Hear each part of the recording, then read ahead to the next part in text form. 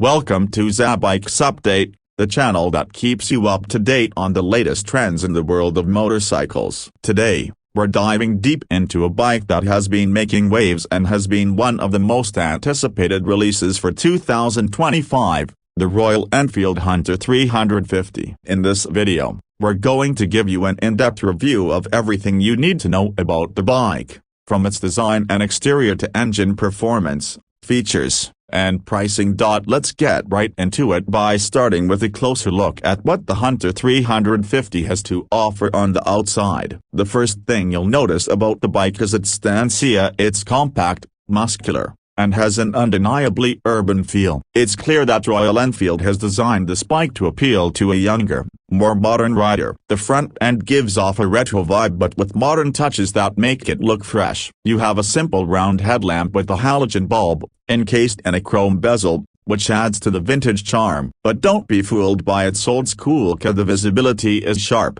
and the light output is quite sufficient for city rides. The Hunter 350's front fender is clean and minimalist, blending well with the overall design. It doesn't try to dominate the visual space, instead allowing the front tire to stand out and giving the bike a rugged yet approachable demeanor.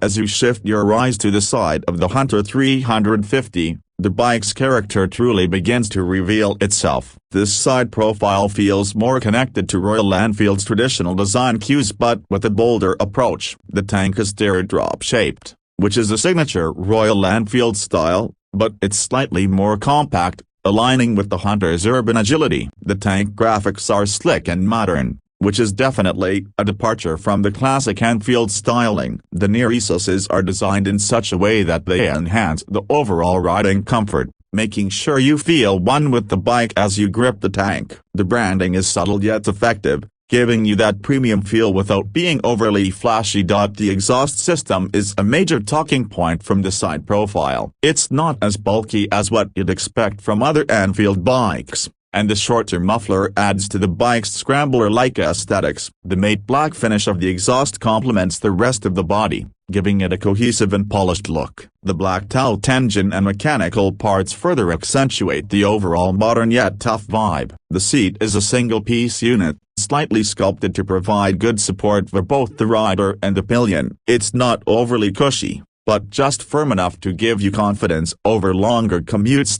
The rear of the Hunter 350 maintains a simple and neat design, which is in keeping with the bike's overall urban aesthetic. The taillight is a circular unit that carries the same retro-modern philosophy we saw at the front. It's LED, so you're getting the benefit of modern tech without sacrificing that vintage appeal. The indicators are traditional bulb type, which some might feel is a bit of a missed opportunity for full LED lighting, but it does keep costs reasonable while sticking to the bike's classic ethos. The rear fender is kept tight and short, contributing to the Hunter's compact dimensions. Moving to the wheels, the Hunter 350 sports 17-inch alloys at both ends, which is different from the usual 19-inch front that you see on other Royal Enfields. This choice makes it abundantly clear that this bike is made for quick maneuvering through city traffic. It's nimble, light, and responsive. The tires are tubeless, and they offer decent grip on both dry and wet surfaces. Overall,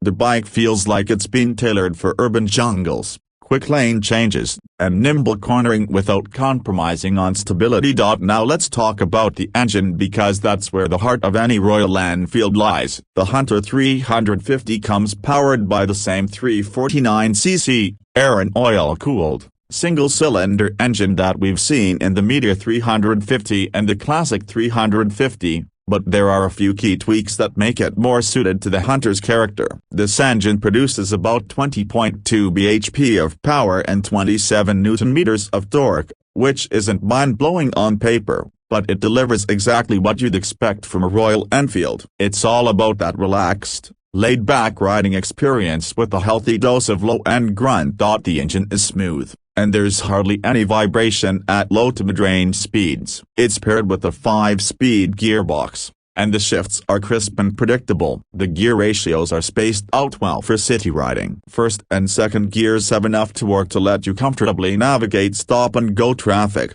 while the higher gears allow for smooth cruising when you're out on a longer stretch of road. The Hunter 350 is not built for high-speed highway blasts but for riding comfortably at moderate speeds. It'll easily sit at 80 to 90 km per hour on the highway, with a bit more left for overtakes if necessary, but don't expect it to push past 120 km per hour without effort. In terms of fuel efficiency, the Hunter 350 is pretty impressive. You can expect around 35–40 kmpl, depending on your riding style. Royal Enfield has done a great job balancing performance with economy, making the Hunter 350 a practical option for daily commuting without burning a hole in your pocket. The handling is perhaps the biggest highlight of the Hunter 350. The bike's relatively low curb weight of around 181 kilograms makes it significantly lighter than most other Royal Enfield models, and this translates into excellent agility on the road. It feels quick on its feet, easy to steer, and you'll find yourself zipping through tight city streets with ease. The suspension setup on the Hunter is conventional with telescopic forks at the front and dual shock absorbers at the rear. It's tuned slightly on the firmer side, which means you'll feel more connected to the road, but it's still comfortable enough to absorb typical road imperfections. It's definitely more street-oriented, which suits the bike's overall purpose. Braking duties are handled by a 300mm disc at the front and a 270mm disc at the rear. The dual-channel ABS is standard, ensuring you get the safety and stopping power needed for urban riding. The instrumentation on the Hunter 350 is simple yet effective. It has an analog speedometer combined with a small digital display for essential information like the fuel gauge, odometer, trip meters, and clock. The display is easy to read and offers just enough without being overly complicated. There's also an option for Royal Enfield's Dripper navigation system, which adds a bit of modern connectivity to an otherwise traditional setup.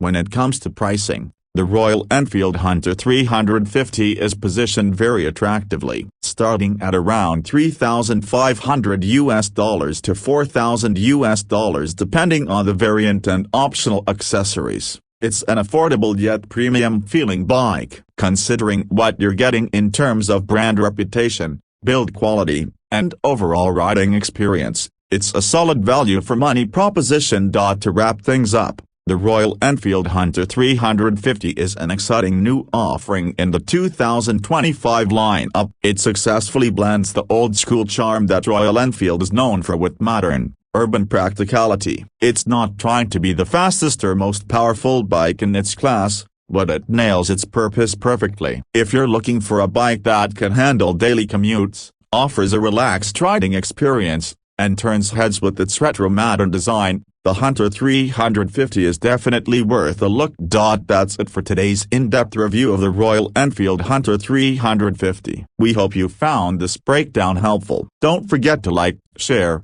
and subscribe to Zabike's Update for more reviews, news, and updates on all the latest trends in the biking world. Ride safe, and we'll see you in the next video.